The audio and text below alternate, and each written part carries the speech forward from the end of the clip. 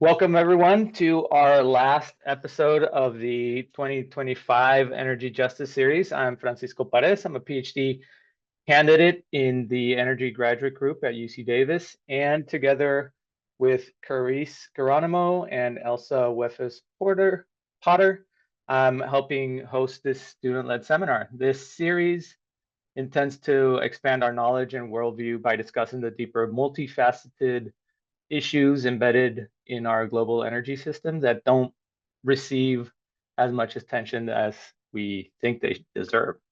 I'm excited for this conversation today because we have a very special panel of not just some of the most stellar Energy Graduate Group alumni, but also the founding organizers of the original Energy Justice Seminar of 2022.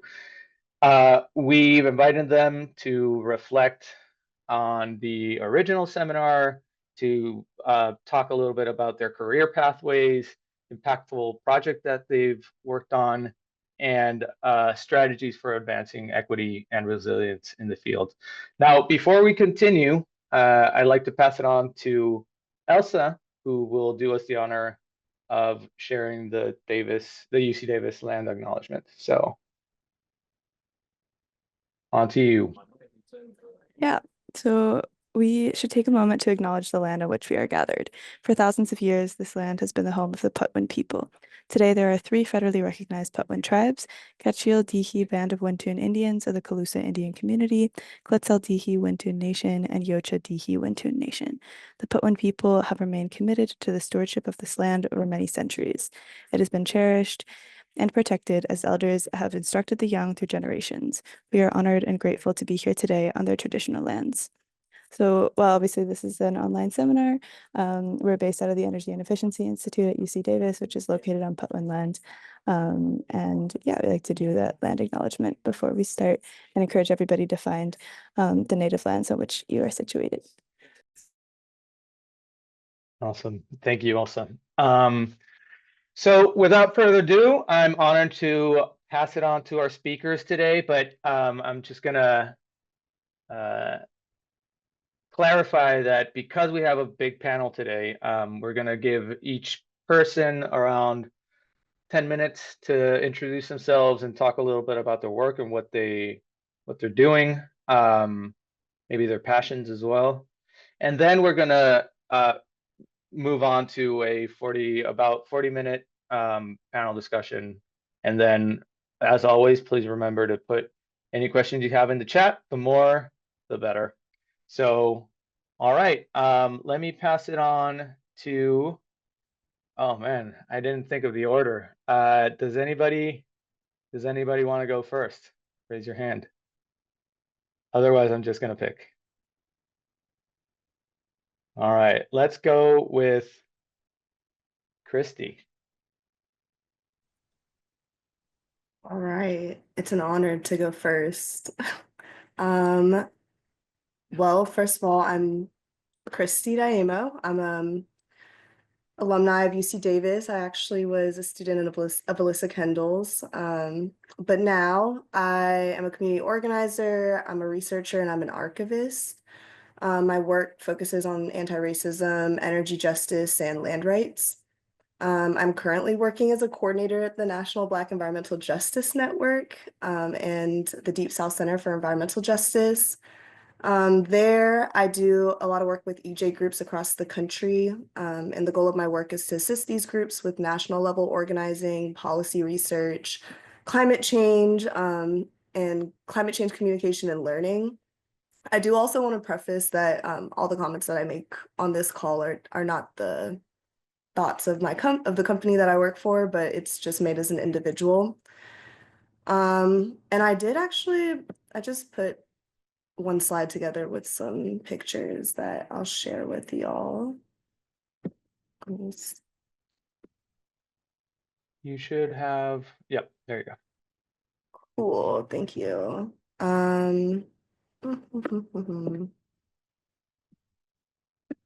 So yeah, but in the bottom left corner, you'll see a picture where I attended with Deep South Center the Alliance for Affordable Energy and Healthy Gulf. We attended the oral arguments for Louisiana's Class 6 primacy case. We were represented by Earth Justice, which I was really excited for Meg to be here because they were her colleagues in the Louisiana office. But we were represented by Earth Justice. We were challenging Louisiana's newly granted authority to oversee injection wells for carbon capture. Louisiana is one of 3 states that have been given this authority, and so we were challenging that. And then on top of that, I'm also, like I said, a community organizer. I am a part of a group here called New Orleans Community Oversight of Police. They are an affiliate chapter of the National Alliance Against Racism and Political Repression, which was an organization that was founded to free Angela Davis and now is focused on freeing all political prisoners. I find this work to be really important for all movements and the environmental justice movement, because especially in these times of political repression, and we're seeing like the rise of that. So I do a lot of that work, and there's a lot of overlap with my community organizing work and archivist work. So also in that capacity, but also as an archivist. In the top left, I attended another case. It's Ann Whitehat versus and Liz Morel here in Louisiana. Kind of just going back to repression of political protesters. Ann White was a part of a group that was protesting Bayou Bridge, which is the part that connects to the Dakota Access Pipeline that brings natural gas all the way down to the Gulf of Mexico, But she was arrested and she was charged with a felony, where in the past they would have been charged with a misdemeanor, just because of this amendment to a law that was amended pretty much to target people who were protesting natural gas pipelines being placed in the Deep South. So I went and took photos of that. And then lastly, I'll just talk about a short film that I'm working on that's about Black stewardship and descendants of the Great Migration, and them returning to their ancestral home in Alabama after receiving an inheritance of 70 acres. They made the decision to put their land in a trust, which is a really powerful tool to prevent against land loss. So that's kind of the stuff I've been working on since I left. Happy to talk more about that, but I'll definitely pass it on to the next person. That was amazing. Thank you so much. Let's go with Jess. Yeah, thanks for having me, and it's so good to hear what Kristi's been up to. I'm Jessica Dunn. I am a scientist at the Union of Concerned Scientists, and part of the Clean Transportation team. So if you don't know what UCS is, we're a nonprofit whose goal is to, do policy to support a cleaner and healthier world, I think is the slogan that we use. Basically, push forward policy that is supported by science. And I'm part of the Clean Transportation team, who has kind of historically worked on transitioning away from gasoline vehicles to electric vehicles.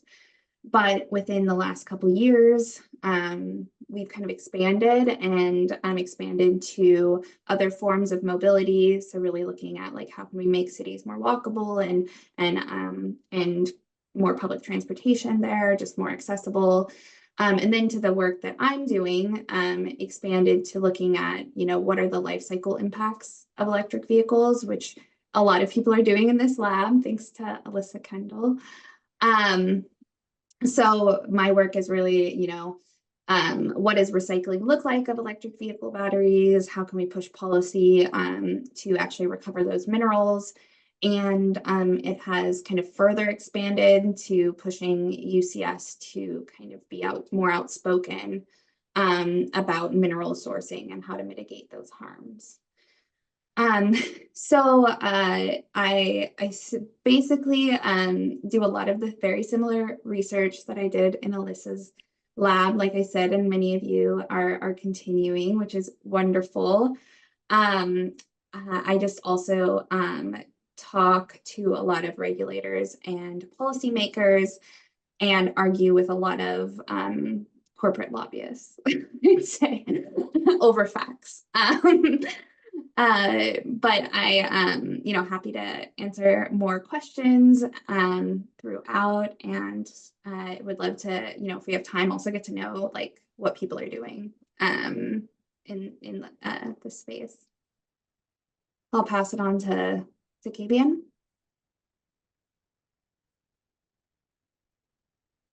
Here we go. Oof, you think I know how to work Zoom by now, being a COVID student and all. All right, I will dive into it. I will try to keep it brief. And I will share a slide to start all of this. So let's get that going first. Let's see. Can everyone see my screen? Okay, perfect. Thanks. Yeah. All right. So I'll dive into it. The electrifying route of an electrochemist. So yeah, firstly, my name is Kabian Ritter. I am a 2017, I guess, the inaugural class of the Energy Graduate Group, and I finished in 2023. I studied under Professor Jesus Velasquez.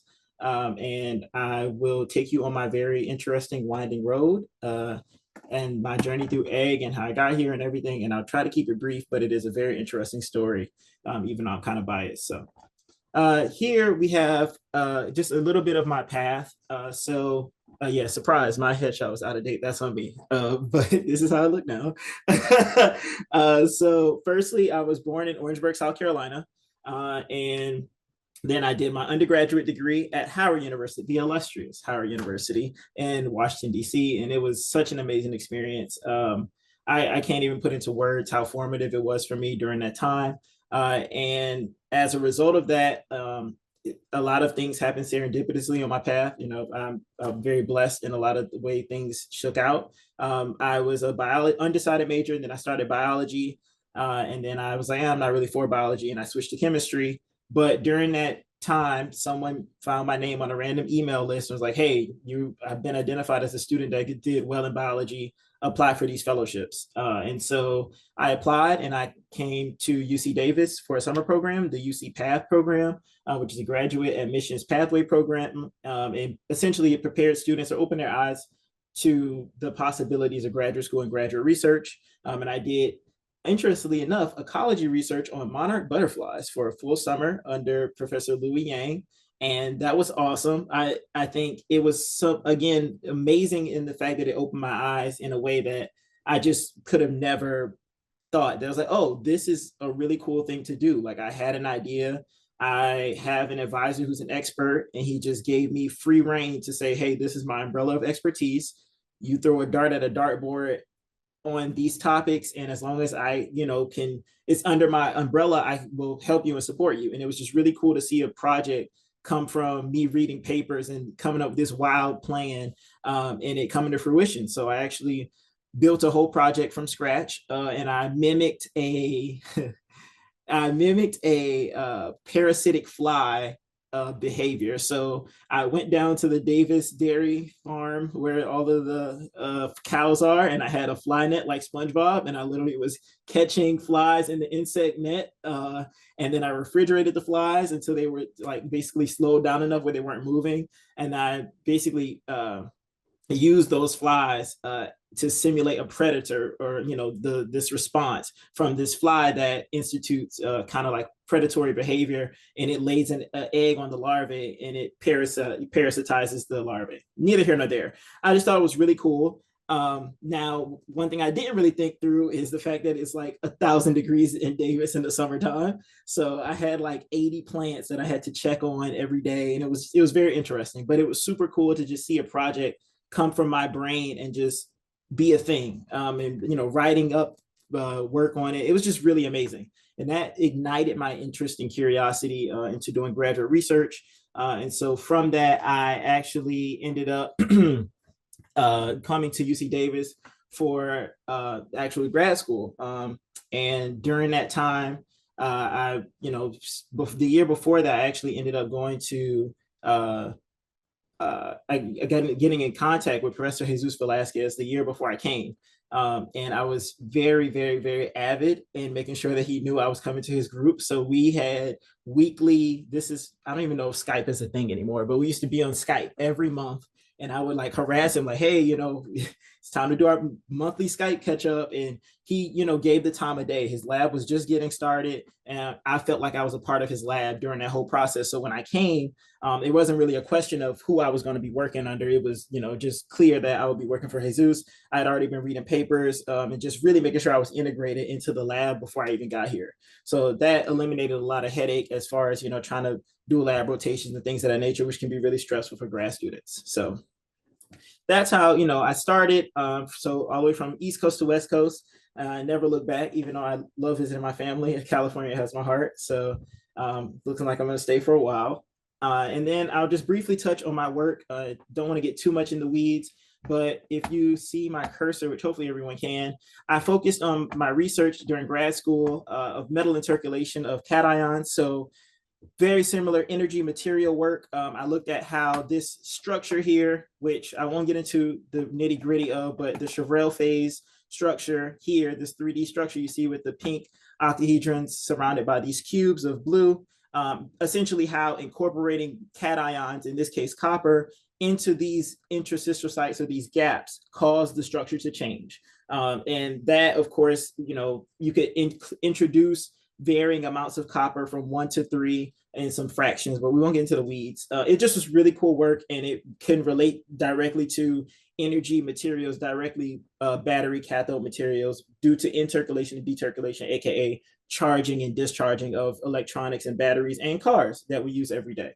So really cool work. I was really excited about that. I really enjoyed it. I enjoyed my time during grad school as a whole. And I also did some work on 2D and 3D synthesis of materials. So using CVD methods or, thin film deposition methods, things of that nature, to build up these materials. And so that also was a really cool, more on the material side of things, but also a really cool kind of avenue of research. And originally I was going to do that research for water desalination, but that didn't come to fruition because someone published a paper on the work that I studied for 2 years.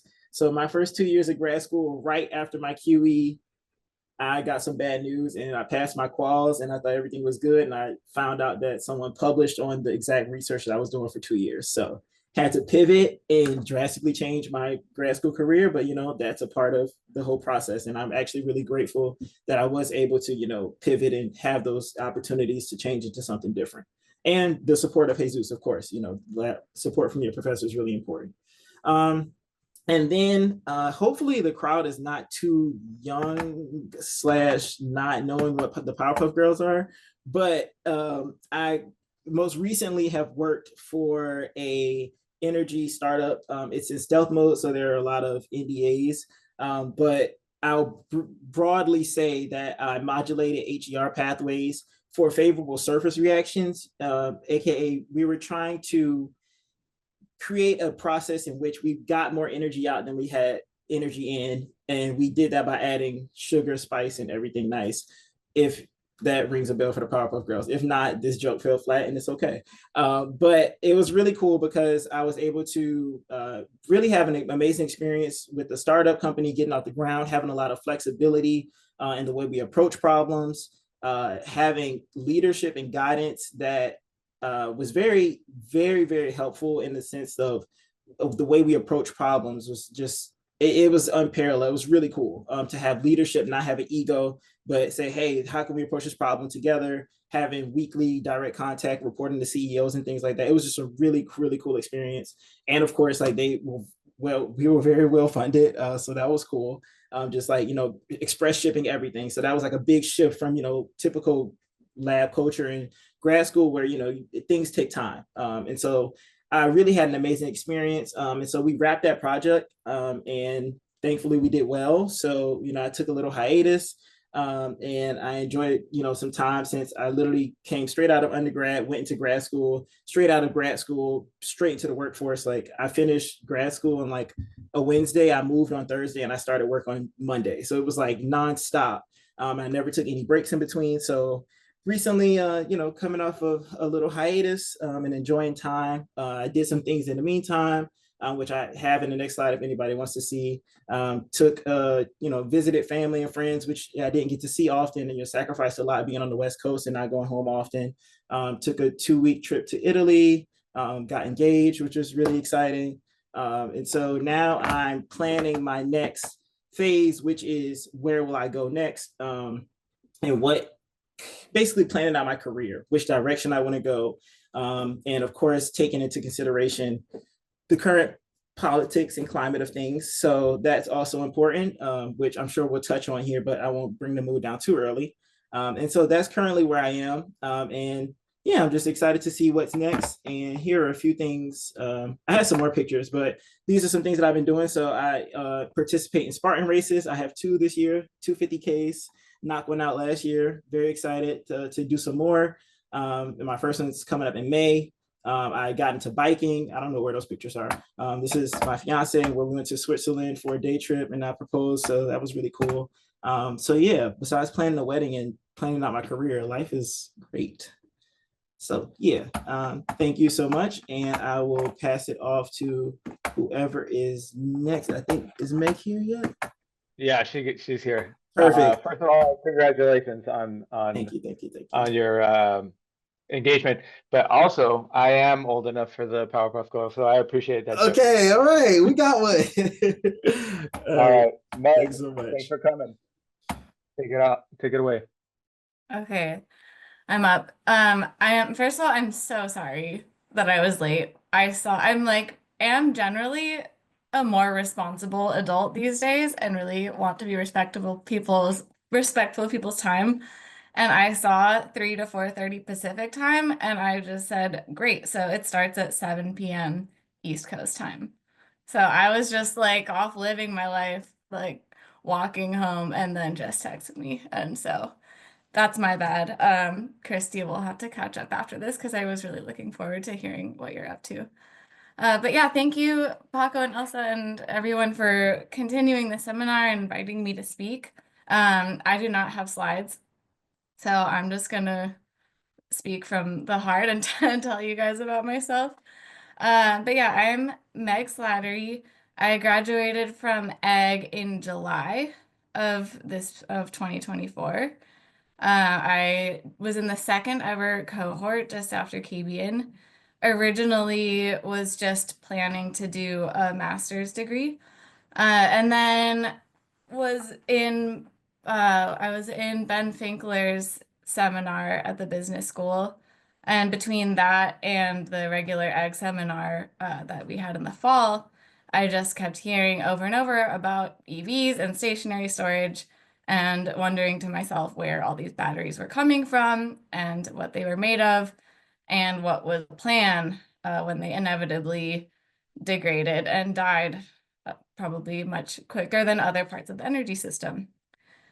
So that led me to stick around and do a PhD. I connected with Alyssa and got to work on providing research support along with Jess to California's AB 2832 advisory group, which was tasked with coming up with recycling and reuse recommendations or policy recommendations for California. And then ended up staying and doing a PhD on the EV battery supply chain and trying to explicitly incorporate environmental justice into these more technical analyses. So for me, that meant for a life cycle assessment or for mineral extraction, trying to first understand what people who actually lived near the lithium resource wanted to know and whether that was being reflected, as opposed to only focusing on greenhouse gas emissions. And then at end of life, kind of just becoming aware that there's a whole world of auto dismantlers and sectors and people who work handling these vehicles and batteries that are just not well understood by people in academia. So it wasn't necessarily explicitly a environmental justice analysis of battery recycling, but I think my approach was to try to talk to those people and talk to the people actually involved and understand what was happening. And I think I partially took that approach because I had learned to have a more critical perspective on what we were studying or not studying. I guess Kavian gave some backstory as well, so I will do that. I grew up in Denver. I went to Vassar College for undergrad. Vassar is a liberal arts school. You are going to get out of there with a healthy level of critical thinking about society, whether you like it or not, and I did. But while I was there, I majored in science, technology, and society, so very interdisciplinary from the beginning. And I did my thesis on energy security in the Department of Defense and why the Department of Defense was investing in biofuels and microgrids, and how the energy purchasing decisions were made and what that could mean for the rest of the world. So I think I was also very interested at that time in kind of the practical logistics of these kind of large energy decisions, and not only the technology, but also why things were being invested in, and who made those choices and how all of that worked.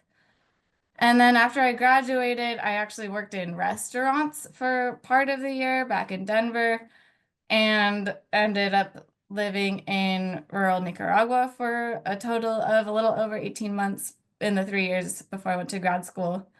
And while I was there, originally I was working, it was a small organization that, among other things, installed solar panels on people's houses. And I was there long enough to see the solar panel systems stop working because the batteries died and everything else was working well, and there was not a ton of follow-up all the time. So I actually ended up working on this Adobe project building composting toilets. That's too long of a story to tell here, but all to say, I was really interested in energy, and renewable energy and climate the whole time. I had that experience. I think it gave me a lot of thoughts about how engineering only gets you so far. Really, most of the things that matter about whether something works are about whether you understand the people and the resources that are available, and take the time to listen and not just go into a situation you don't understand and think you know everything. And also, I was very aware that batteries do not last for very long, and you need to have a plan for what you're going to do with them. So now jumping back to the present day, after I finished my PhD, I started working in the role that I'm currently in, which is as a staff scientist at an environmental law nonprofit called Earth Justice. I didn't know much about Earth Justice actually before I learned about this job. We'd worked with them a bit on battery recycling policy before. But it actually is a pretty large organization. There's about 600 employees in offices across the US. The majority of the work that Earth Justice does is actually litigation. So I think there's over 200 attorneys that work for Earth Justice, and they represent clients for free. Typically, either clients that are defending themselves or going to court over some type of environmental damage that they're experiencing. But also they do that part of the organization does advocacy around rules and public utilities commissions, and generally trying to protect communities from the environment and clean up the grid and so on. However, Earth Justice also has a smaller policy and legislation team that's based in Washington, D.C., and that is the team that I am on. And so we do federal advocacy around trying to protect and advance policies that enable communities to protect themselves from environmental damage, and yeah, generally just try to keep democracy and an environment in which we can all live and thrive going. and I am a staff scientist for the team.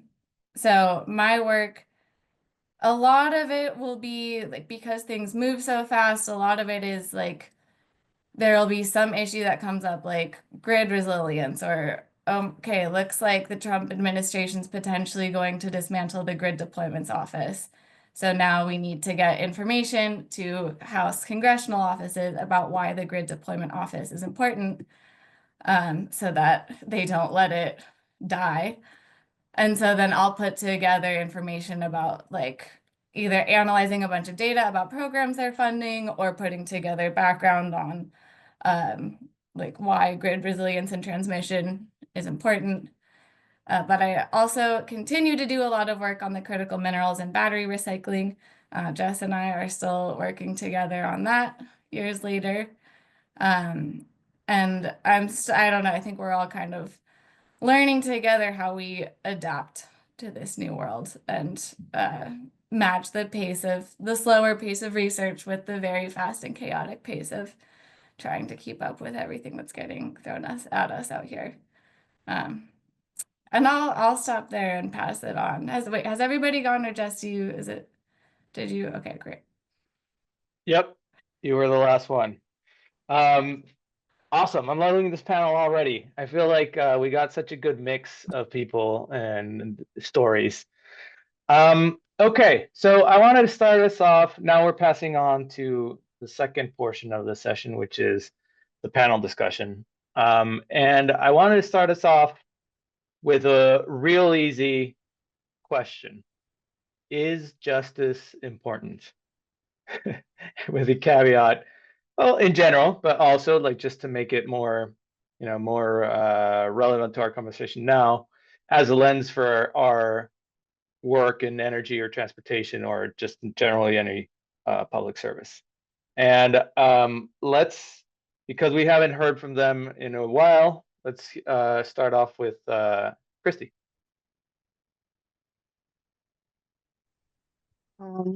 Well, yes, I think justice is definitely important. I think you could look at it from different lens. I think morally is kind of how I look at it, but I'll play like the game of economics for a second, where I think that when you don't treat people with justice, you open yourself up for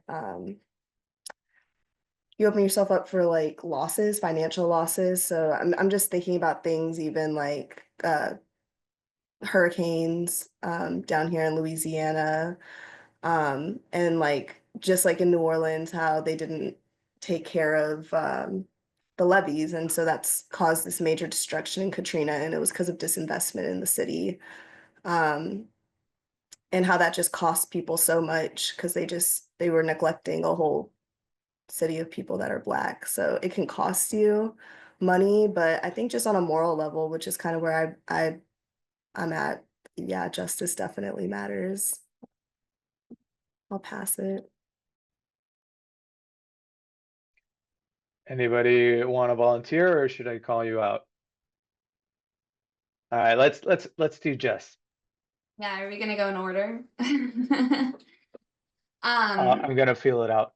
Oh, okay, yeah. I mean, justice is definitely important. I think the whole, reason we're here is because we believe that. I think that, when I think of energy justice, I also think of it as like an ethical and values standpoint of being like, this is the right thing to do. But I find it, I think it's funny, Kristi, and like so relatable that we just automatically jump to the economic, because I feel like whenever you're trying to convince somebody, it usually has to come from an economic standpoint, which is infuriating in just the like capitalist society that we live in. But it's always that. And I think the topic of justice, if you look at almost any research area or science or just like any topic, justice can be applied. The angle, like if you're, you know, I mean, if you're talking about batteries, you're talking about minerals, you're talking about sourcing, you're talking about those communities that are providing the minerals. You look back to justice implications, and there's like history of colonialism and all these other things mixed with like the injustices of extraction today.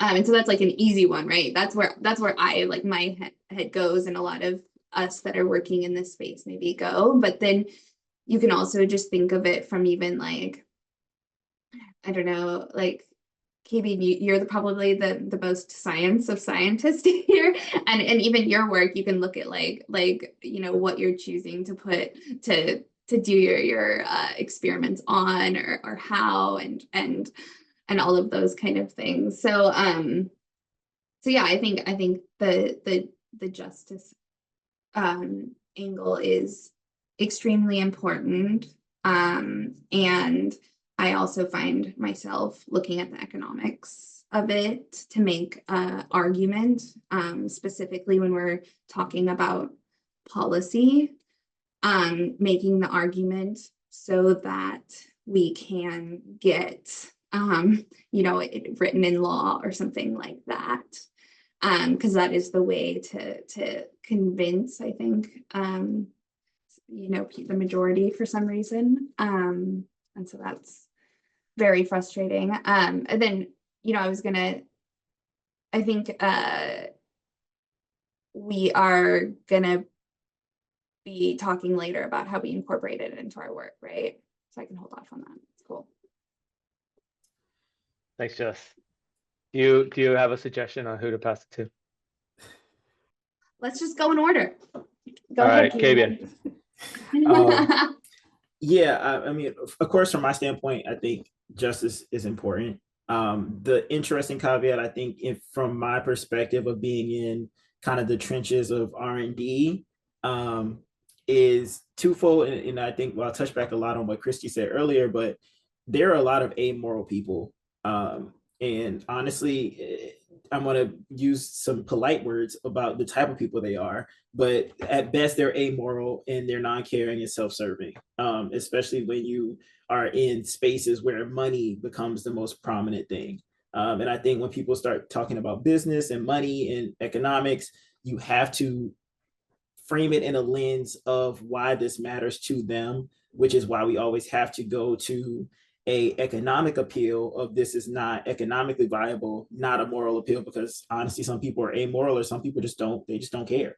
And I think that's been a tough thing, being more empathetic, or at least I'd at least think I'm a pretty decent human being, to have conversations with people that are just like, so what, that, you know, these downstream emissions, or, you know, the aftermath of what we do, our bottom line is XYZ.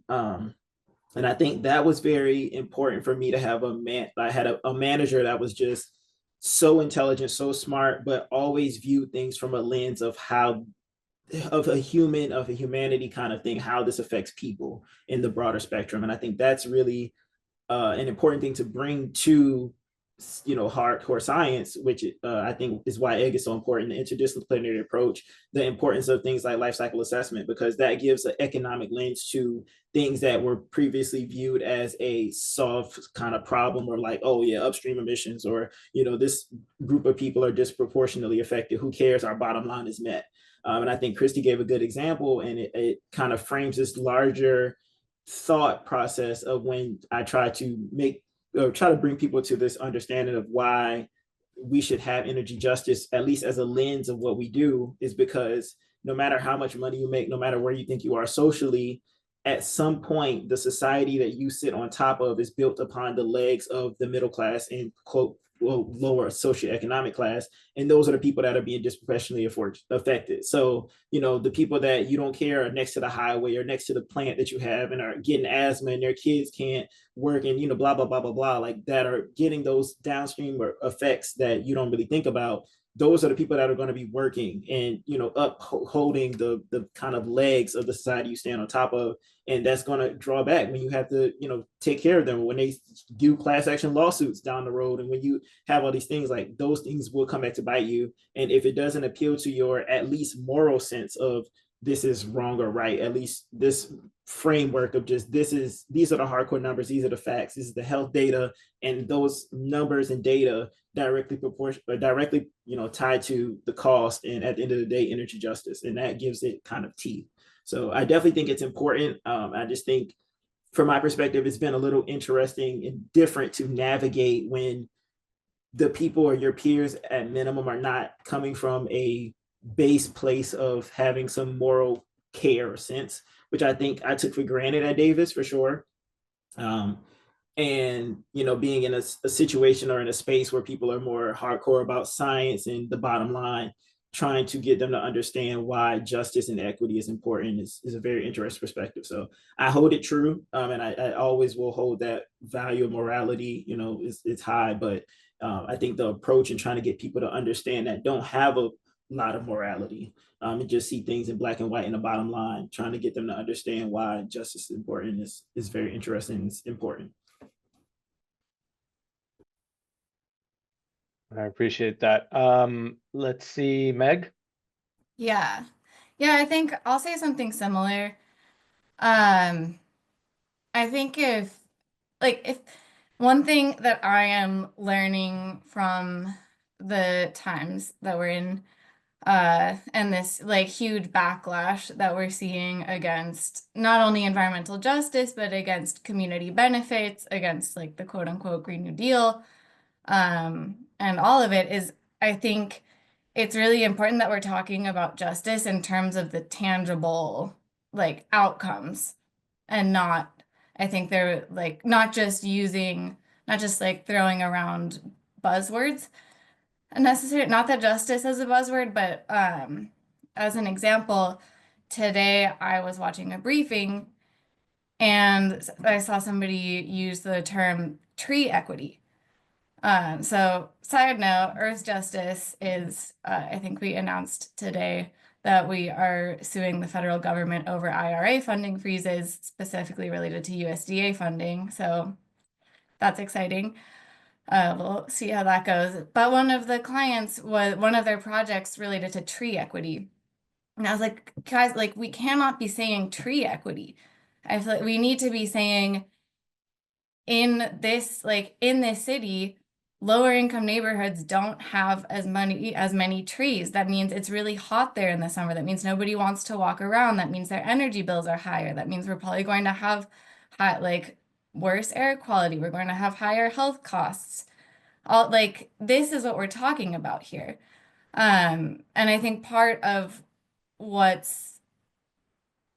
I think at the origin of the backlash is kind of a more sinister takeover that I'm not going to get into. But I think a lot of people get on board who would support a lot of the programs that we're talking about, because ultimately we understand that when cities and having trees is good for heat, for all these things that I just mentioned. But I think when it's framed in terms of certain words and not explained in terms of what people would experience and everybody would experience, yeah, I think it's really just important to focus on the tangible whys and not the what necessarily. But in terms of energy and transportation and research and egg-related things, I think it's really important to incorporate that lens specifically, because, and to me, incorporating that lens means you're asking, who are we talking about here? Who might we be leaving out? Why is this situation like that? And who was involved in the decision-making process that led to where we are today? And that, I think it's important to have that exercise, because otherwise we just have blind spots that we leave out, because, policy and academia historically reflects a more privileged perspective. And so again, it's not like an issue of right or wrong and privileged is bad and underprivileged is better is like good. It's just that literally things about reality won't occur to you. And I think a good example of this is I remember learning in a transportation geography class about transportation planners and people studying this were designing everything around a like typical office commute of like people are going downtown during the day and then they're going back later in the day. And then not understanding why the flow of traffic was not, or like why the use of public transportation was not perfectly matching with that. And it was because they weren't thinking about women who are running multiple errands when they're making a trip, or for example, domestic workers who are having the opposite, who are using things in the opposite way. And so I think it's just like also a matter of accuracy and having the whole picture, and having the whole picture requires seeking out perspectives that we wouldn't have. And then to KBN's point, I think it's important because if we keep on not addressing it, the problems don't go away. They just keep getting worse, and that creates problems for everybody and not just the people who are suffering for it, like who are suffering directly. Thank you all for that answer. Before we go forward, I just want to say that I really appreciate all of your thoughtful answers. That was fantastic, and I think it's a good kickoff to this panel. I'm going to pass it on to Elsa, who will ask the next question. Yeah, also just grateful for y'all's answers. I think, yeah, it's kind of like such a basic question, but unfortunately it is one, especially in this day and age, that we're like having to constantly come up with new answers for. Yeah, and kind of play some language gymnastics around. Yeah, I think my question is maybe a little bit more focused about all of your time at Davis. And so I'm curious kind of what the directions that each of y'all went to, how the focus on justice was able to be brought out at Davis or not, and kind of like if you saw any limitations, especially in the egg program of where justice could be brought up more, and also how you felt that it was fostered and maybe supported your direction that you went in afterwards. And yeah, I guess I'm especially kind of interested, Kristi, is I heard less about what you were focusing on at Davis, and so kind of moving also in the direction of your work with anti-repression work, how that was connected or not connected to what you did at Davis. But yeah, also curious for everybody. I mean, I have to go first again. That doesn't mean you have to go first. Sorry. I was just Okay, I curious. think someone else should go first. Let's Yeah. do Meg since she's always last. Yeah. Okay, so the question was kind of about like incorporating justice into our work at Davis and the experience of that, and then kind of beyond. I would say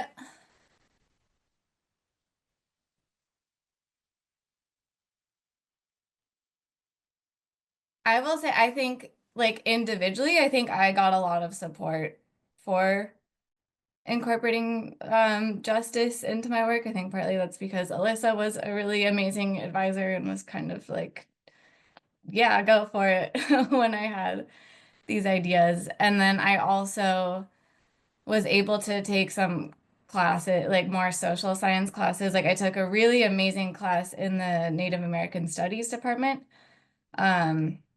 That was like tribal energy and energy policy. If Beth, it was with Beth Rose Middleton. If anybody has an opportunity to take a class with her, I would really highly recommend it. But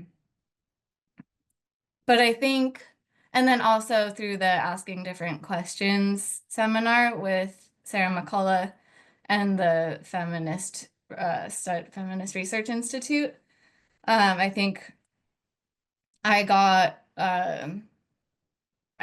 a good perspective there. And then I think it was I think I appreciated though at the same time having the more technical like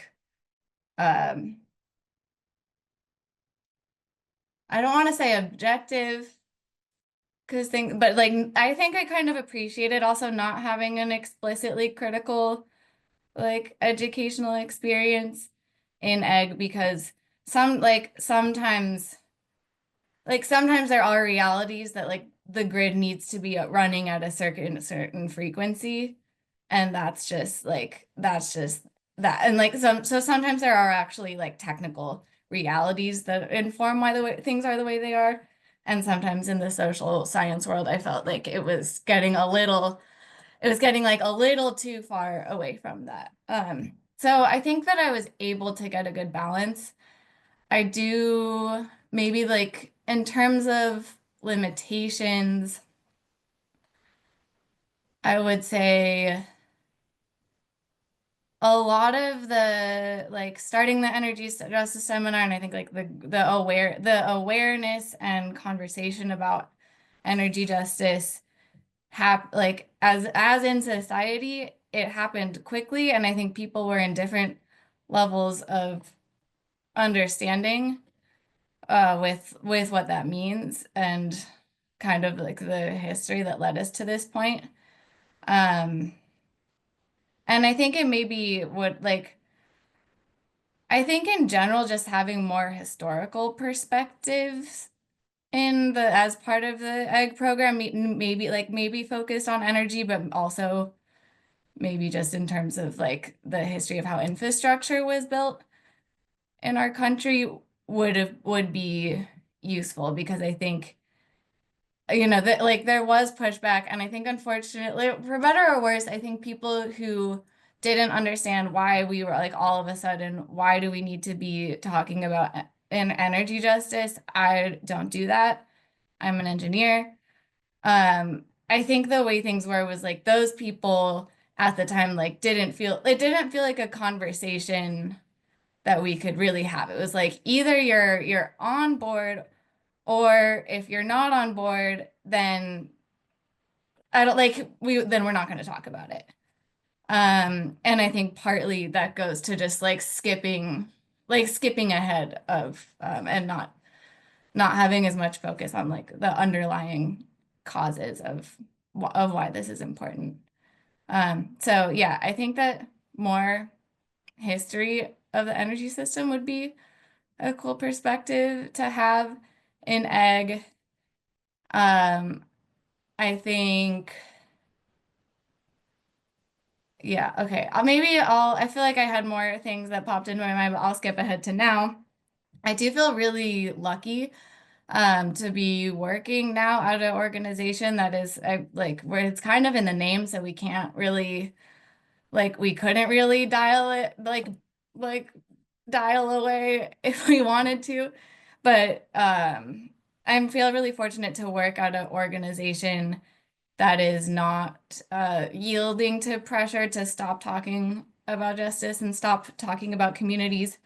But I will say that we definitely, and maybe there's a silver lining to this, we definitely now in the current political environment federally really have to talk about things in terms of the other outcomes and like economics and health and things that like Kristi and Jess were saying.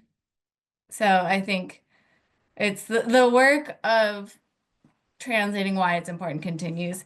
But I think under a different administration, it might have just been enough to say like, this is important for energy justice, therefore continue investing in it. And now we're really having to start from many steps back from that.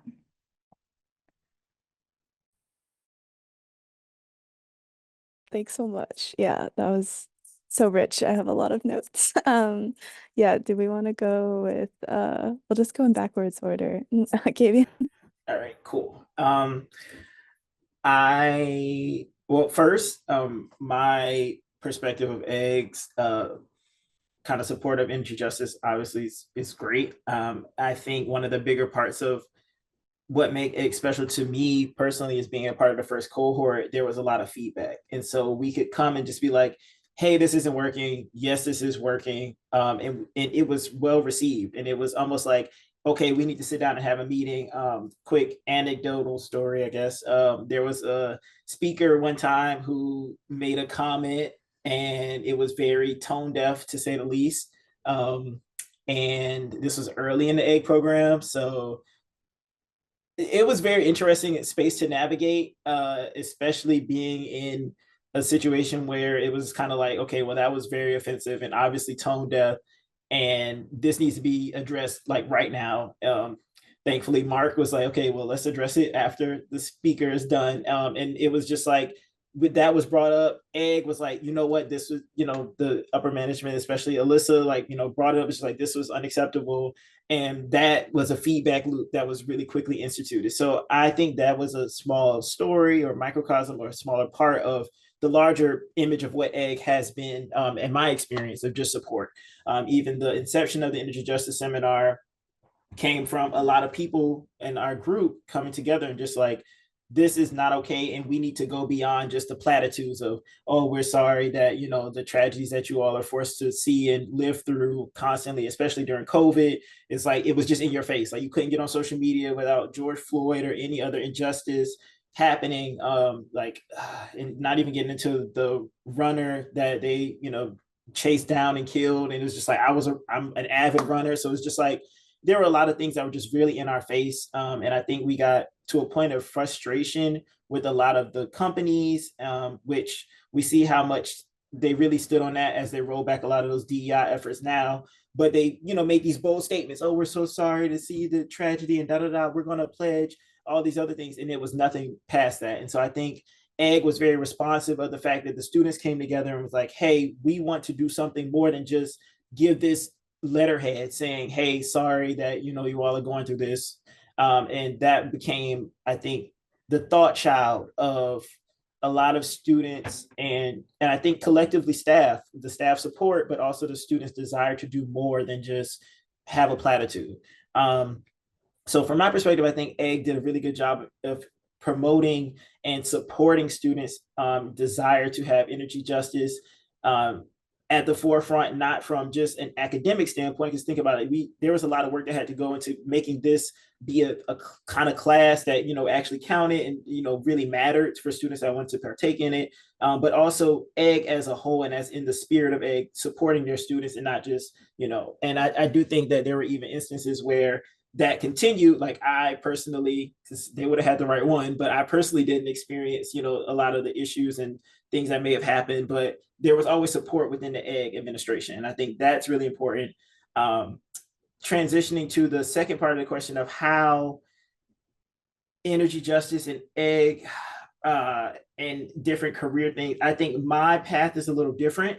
And I actively try to maintain and incorporate a lot of energy justice statements in all of the work that I did. So all the proposals, all of the, even though it was all about technical stuff. So even in my QE proposal, it was all about water desalination. The fact that, yes, this is the scientific technical jargon, and I'm doing all these 2D, 3D material synthesis, and I'm trying to, design it in a way to do all these scientific things to this important end. And the important end is that people that don't have access to clean water and water security, and there's the water scarcity event all over the world, like those things matter. And it's not some far-fetched, narrative that we pitch like, oh, these children in Africa don't have water. No, there are people here on the border of, New Mexico or in the border of Mexico and just like all these places, like they don't have clean water. Like it's not some far-fetched thing. Like, and we saw water scarcity and insecurity in instances like when Texas got hit with a huge storm. It's like, there's no, like there are big issues and like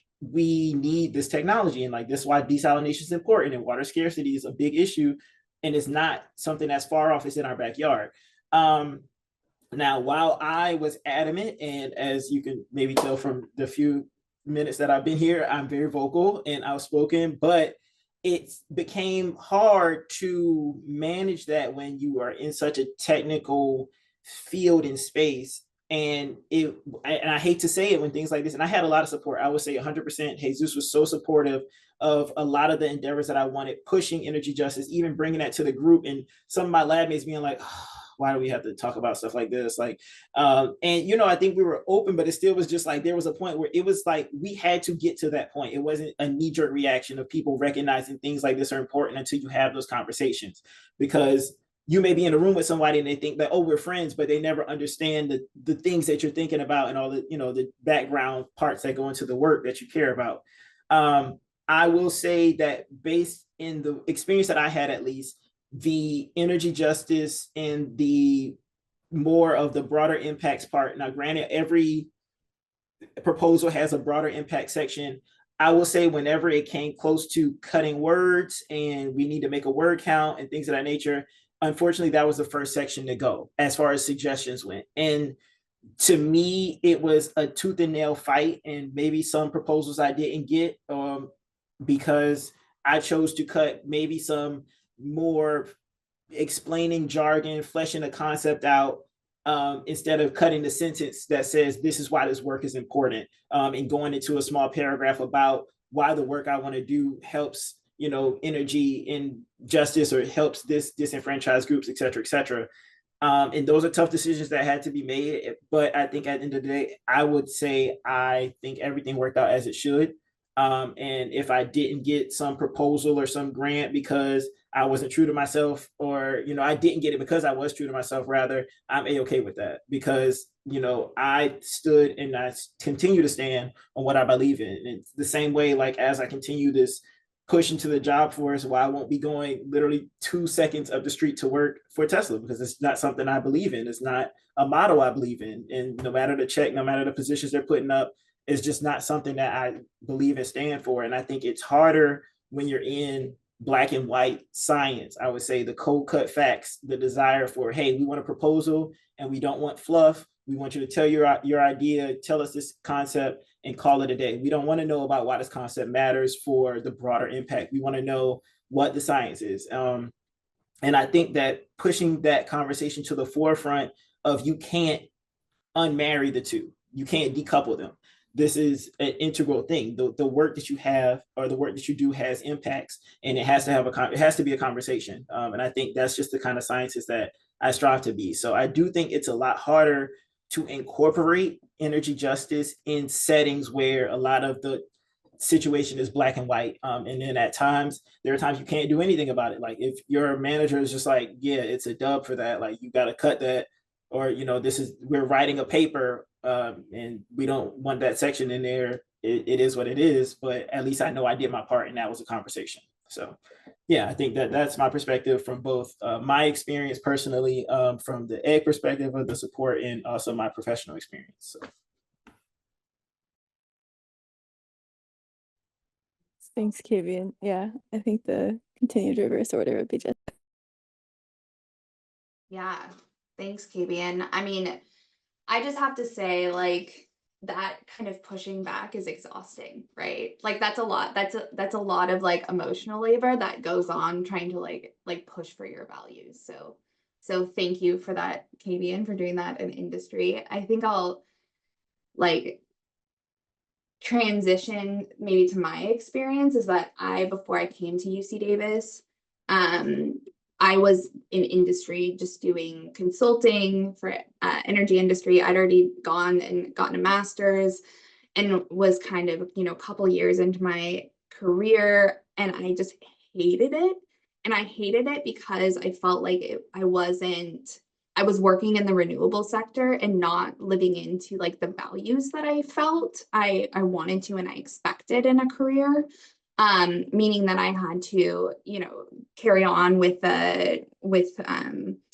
you know, my economic forecasting of renewable energy credits. And it was like, if I talked about the justice aspects or doing things for better or for good, it wasn't, like, nearly as respected, like you're saying, Kavian. And it really was, like, an exhausting fight that I just kind of, like, ran away from. So good for you for saying in that, because I really did. Like, that's why I applied to grad school, and because or to the PhD program, because I really wanted to like do something where I felt it was easier to live into my values, I guess.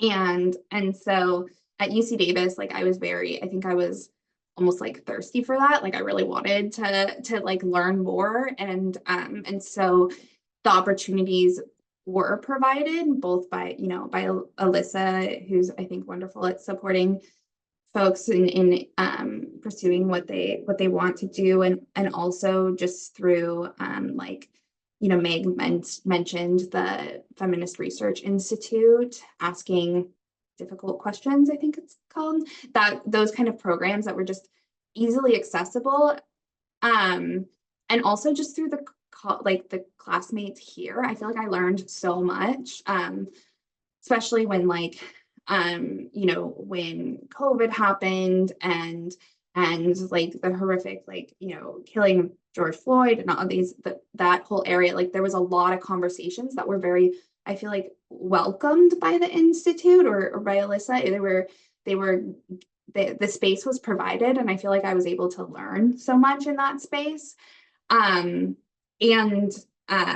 it was also, concerns were brought that like energy justice wasn't the focus and wasn't, and there wasn't like a comfortable space for it to be discussed. And I think like it was so good that people did that pushing, and that, we were able to try to provide that space that was available. So that was, that was just a really good experience for me. I think hard, right? Conversations are hard, but I learned so much. And I also, I think it was said earlier that like the space was provided to learn a lot about energy justice and take those classes because of the flexibility in EG. But one thing did kind of become apparent, that it wasn't necessarily required as part of the program. And so I think that like requirements, especially for people who are hard, in the STEM area, is just so good, because when you're forced to talk about hard things and like learn things that you aren't necessarily interested in, usually it helps you become a better person, and a better, citizen, I would say, in this respect.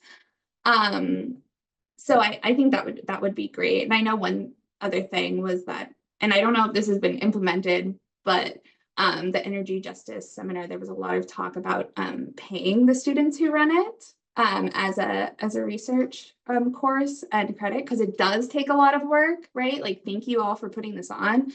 It's not easy. Like, you have to do a lot of planning, and you have to talk to people, you have to pitch the seminar to them, right?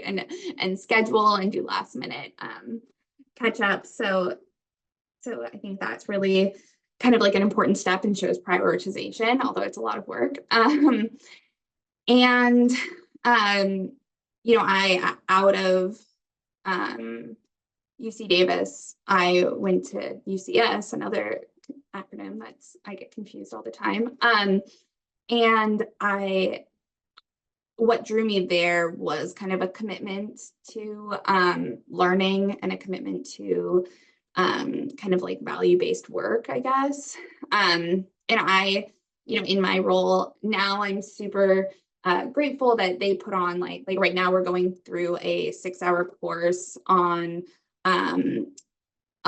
Indigenous peoples in the US and the history. And I'm grateful that that's kind of like something I get paid to learn and then talk about and incorporate into my work. And we have like this racial equity toolkit that they like make us use for our planning process and stuff like that. So I'm grateful that I still like get that exposure. But I would say like also that doesn't mean that like through my work I don't actually run up against those kind of like hard spots where either I'm in the wrong and I'm not like looking at things correctly, or don't have a full perspective, or haven't talked to all the right people, and it's good, I think, to have colleagues to call me out on that still, in this space. And I also find that while I'm around very like-minded people at my job, I still get pushback sometimes for expanding the scope of a project, because I feel like that the project isn't complete if it doesn't include something from an equity and justice standpoint. And so it's just interesting to see that like those discussions will never end, and there will be times when you're frustrated and like pushing because you see that people aren't like, you think that you can't go forward if it doesn't feel ethical if you don't explore a certain area, and that you will be wrong in times as well. Yeah. Well, I'll pass it to you, Kristi. Thanks.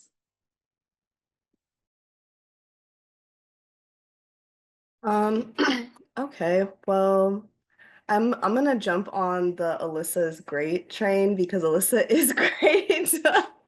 And I think like so first of all, let me take it back a little bit. But I don't even remember what cohort, Francisco, what cohort are we in? We're 2021. Okay, I don't know if that's 3 or 4, but I'm after Meg and KBN and Jess. So when I came in, it was like post 2020. I had like applied in 2020, and like there was a lot of justice that was like I would say Egg was very open to us doing justice work. Like any class because I applied wanting to get into energy justice and wanting to transition away from kind of doing consulting work also in the energy sector. Very similar story, Jess. And so came to grad school to kind of do that transition, and pretty much in every class like we have like a final project, and they kept it very open for us. And so I always kind of chose the justice route, but I would say that Alyssa, and this is where I have to shout out Alyssa, was definitely instrumental in me getting to do research that was rooted in justice. And also Meg was a part of that as well. So shout out to Meg as well.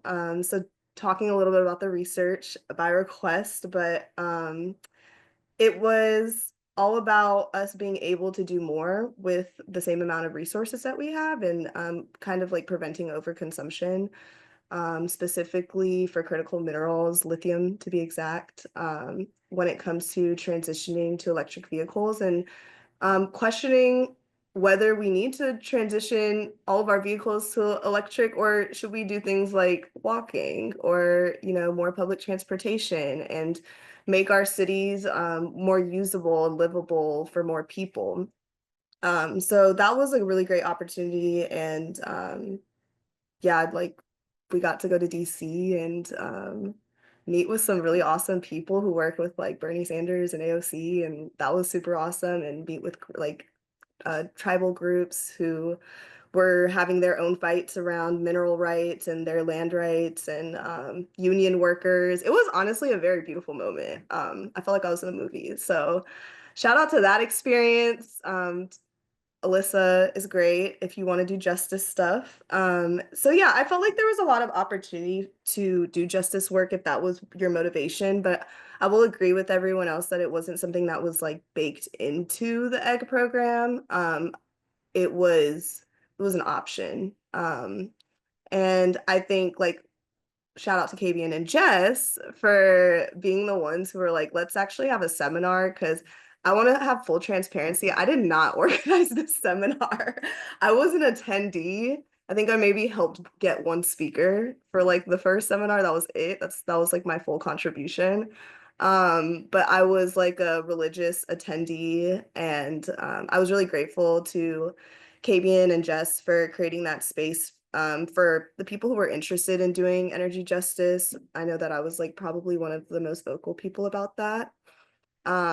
So yeah, that's that piece. And then in terms of today, I would say that the work that I do is like definitely centered around justice. It's environmental justice. It's in the name, with like the National Black Environmental Justice Network and the Deep South Center. I feel really privileged to like get to work alongside people who have been in this movement for decades. And, you know, um, so we just had the HBCU Climate Change Conference, which is like a big event that our job does. And like we had all of these speakers who've been a part of the movement for a long time and who are a part of the organization who are part of like our affiliates and stuff, who are talking about, you know, this time that we're in right now with Donald Trump, like rolling back a lot of our environmental protections and everything that they've like really worked so hard to build. Like this is really their life's work. And just to hear that like these people who are like doctors and professors were also like imprisoned for like defending their like environment and their land, was really inspiring to me, because, you know, you don't have to divorce, you know, the activism in the streets, grassroots organizing from like being someone who's like science minded or somebody who is academic. You know what I mean? I think sometimes I feel like there is this divorce between like academia and the streets, but it was really beautiful to see the blending of those things. So yeah, I think there's that. I think I also would say just in my spare time, I do a lot of environmental justice related stuff. Like I said, I do like a lot of community organizing, archival work, just working on like a lot of like audio visual archival work of like Black stories from the Deep South and like their land rights and a lot of their environmental justice movements. And then yeah, I also like, just like another side thing that's really fun, I did get to throw like a really cool event for like mutual aid for the Congo with this group that Aditya and I work with. I don't know if y'all know Aditya, if he's still there or not. We worked with this group out of the Congo, like this group of miners, and I kind of kept that relationship, and we did this mutual aid event where I got to share out a lot of like the research that I'd done with Alyssa and with Aditya and do like a learning session with people in New Orleans. And it was like catered to people of all ages. So yeah, it's just cool. I feel like there's so many ways that you can infuse environmental justice into your life and into your work, if it's what you want to do. And I think that Davis was also a place that allowed me to do that. And when you find the right people, it's really just up from there. And yeah, just finding your allies is really important, I'd say. Sweet. Wow, very inspired. Thanks everybody for your answers. Appreciate it. All right. Carice, you wanted to ask a question? You've got something. I just want to remind people that we're at 4:20. So as much as I'm really liking this conversation and could go on for another hour, let's try and get everybody a chance to answer Carice's question. Yes, yes. All right, go ahead. Hi. Can you hear me okay? With my headphone mic. Okay, awesome. Hi, alumni panelists. It's awesome to meet you. I'm Carice. I'm a second year PhD student. I've been organizing along with Paco and Elsa here. And I was wondering about what lessons you've learned from your professional experiences and trying to incorporate DEI principles. And I know several of you have touched on it already. So I guess in general, what advice do you have to share with colleagues that are trying to keep up that good fight? Thanks.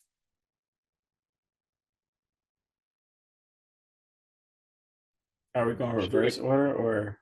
Let's start with you. Oh, okay. I see. I see. So there is, again, I'm a little more on the hardcore STEM side of things. So my professor has this saying, Jesus, my professor that I worked under in Davis, has this saying of picking your battles. And I used to hate that saying because I tend to be a little stubborn. And it's sometimes my way or the highway is like, no, this is the battle. I'm picking every battle. I think that there has to be a line between being vocal and letting people know where you stand. And when you do have the power to include things, include them. And even if it's a small gesture, even if it's anecdotal, like, not, railing against the machine or something like that. Like, if somebody's like, hey, take that out, but when you have your own work, or we had to do weekly presentations, for instance, and finding ways to say, okay, yeah, this is the hardcore science, but this is also important because even if it's just a sentence, I think finding those ways to incorporate energy justice, and I always say it's also a blend of morality, because I do think if you have some base level of morality, energy justice should be kind of knee jerk, but neither here nor there. I think at bare minimum, making sure that you include it when you can, and staying true to yourself. And I think that was a big thing that just really highlighted, was just like she was doing work that didn't align with who she was. And my prayers when I left grad school was I wanted to work at a really good job that paid well and that I enjoyed going to every day, that I felt like I could be my true self and show up authentically. And I think be a part of that is ingrained in justice and equity as a whole. And so I think that's one of my bigger takeaways. It's not always easy, especially when you, like I said, coming from like a hardcore, hey, we're talking about the energy efficiency here. I don't really care about how that's going to affect someone that's mining the material we're using. What is the result of the project, so finding the line, but also making sure you stay true to yourself. It's really important, and I will 100% say it's not always easy, and it's not for the faint of heart, because being told no, or like, yeah, take that out, that's dumb, da da da, and until you get to the point where it's like, no, this is my work, this is stuff that I've done, and I'm going to present it how I see fit. Now when it's time to do the company stuff and we're doing a review, and our backer that's a gajillionaire is like, hey, you got X amount of time, completely different. But yeah, so that's just something that I learned, and I think staying true to that, because at the end of the day, you have to show up authentically, in the work that you do, the investment that you're making right now in yourself, in building this expertise. You bring not just the book smart knowledge that you bring, but also your perspective. That's what makes each one of us special and individual. You have a different perspective beyond just what you know in the books, and that will shape others, and have an impact on others. Because a lot of times, well, sometimes maybe it's not they dislike energy justice or the thought of energy justice. Maybe it's never been a conversation for them. They come from a perspective that it's never been, a prominent thing. So, always bringing that to the table and being your authentic self is something I've learned, but also knowing when and how to do that. So.